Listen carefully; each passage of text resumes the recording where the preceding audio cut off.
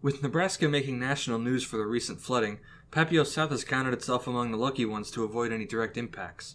But for some students and staff, this natural disaster hit close to home. The river's about, I'd say, 2 or 3 miles away from my house, and we knew it was going to hit the other lakes, but we didn't think it'd ever hit ours, so we packed up probably 15 minutes before we actually left our house.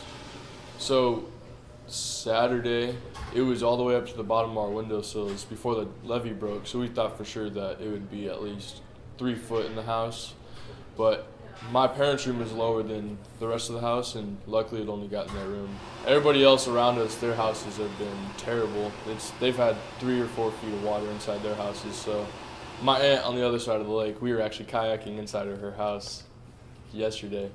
So it's been rough down there for all my neighbors. Just donate as much water or just drinks. I mean, we can't use our water right now because it's all contaminated with the sewage that were in the lakes and the rivers. So just a bunch of water is all they can do to help. My sister-in-law, she and her husband live out at Hanson Lake in Bellevue, and they have some lake property, and they pretty much lost the lower half of their house.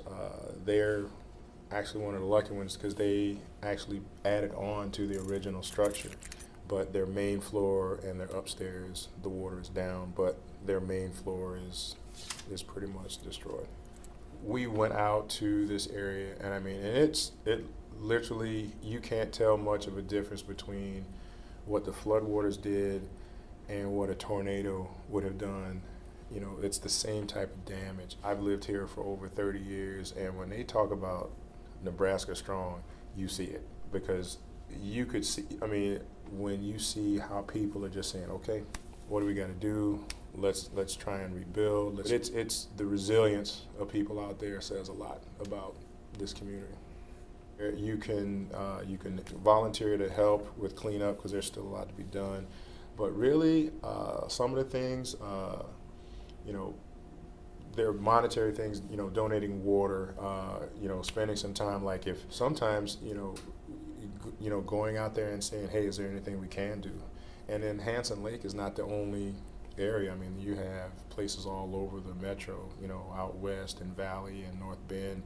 So it just really depends. You can call the Salvation Army because I think they have an idea on who the points of contact and what to do. But people say, you know, thoughts and prayers don't mean a lot, but they do. I mean, because these people are going to be hurting for a while.